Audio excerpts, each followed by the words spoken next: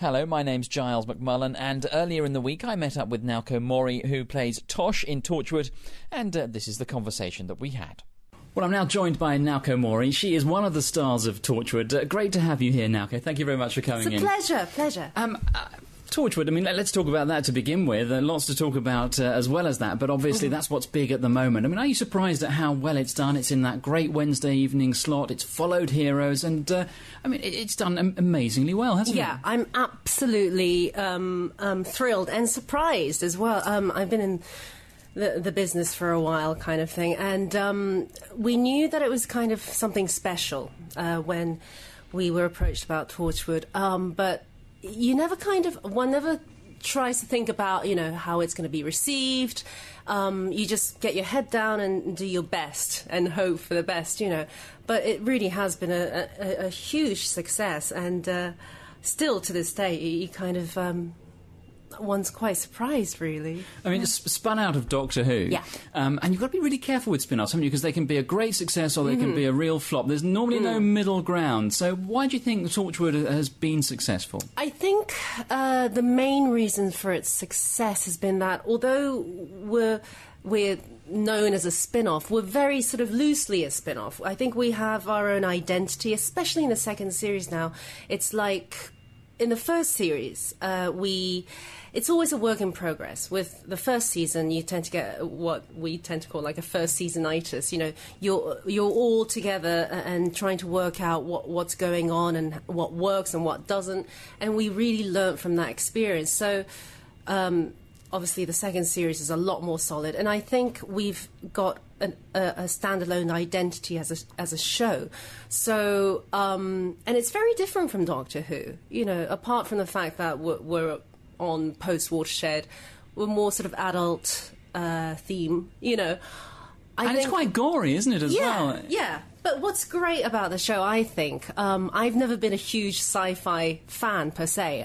Not because I don't like sci-fi, but I never really sort of got into it, The most I got into was like X-Files. And what's great is there's sci-fi, but even if you don't like sci-fi, there's action, there's drama, there's lots of humour and romance and all sorts. So I think there's something for everyone in the show. I mean, and as you mentioned, there is something for everyone. I mean, just taking last week's episode as an example, I mean, that was quite a moving episode. Yeah. You sent that boy back to die. You knew what was going to happen and you could have stopped it and you didn't. How could you do that? Well, to save the world, It's either him and me, and then we either get blown up or one has to make... It was a difficult decision, I think, for her. Well, not difficult, because it was a hard decision. There was no way that... she couldn't choose.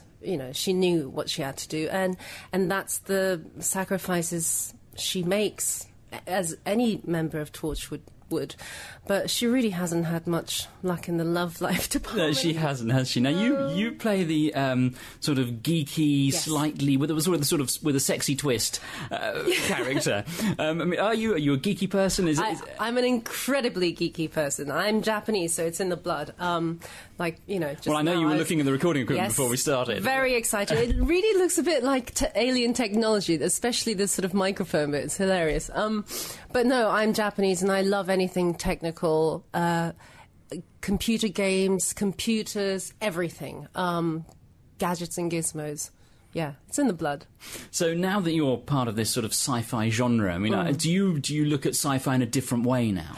I do, yeah. I have a totally new sort of appreciation for it, I think.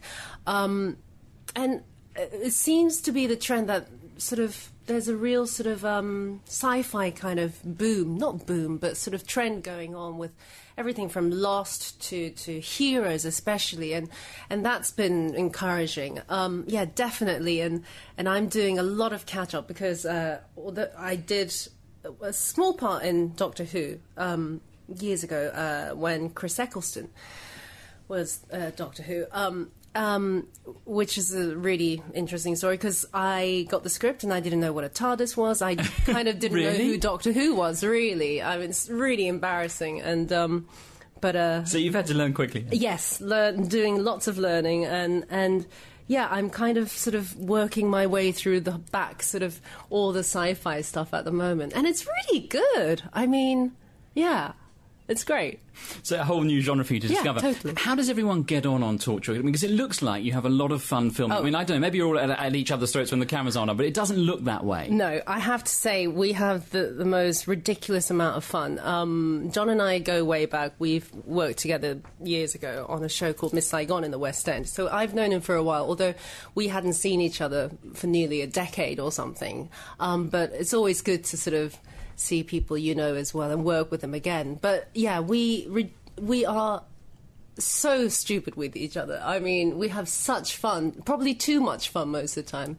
And it's, yeah, the crew as well. It's like a big family, and you got the Doctor Who set next door as well. So everyone's kind of really sort of bonded together. And I have to say, it's a really tough schedule. You know, we do sort of 6-day weeks, you know, when we're in the studio filming anything between 12 to 14, 16 hours a day. So you do become very sort of, it really is like Torchwood. It becomes all-consuming. It's like 24/7.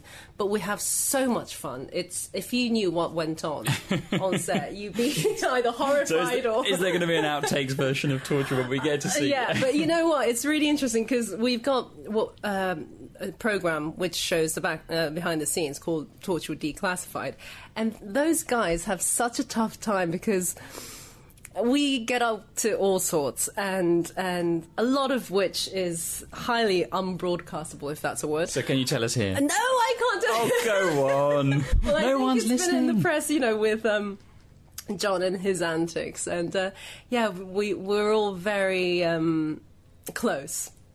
We love each other to bits. We all do. Yeah, it's... No, I can't possibly tell.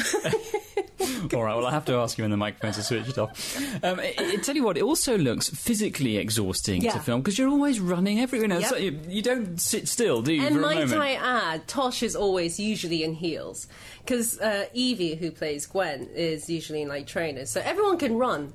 And I'm the only one who's in heels, tottering behind, falling over all the time.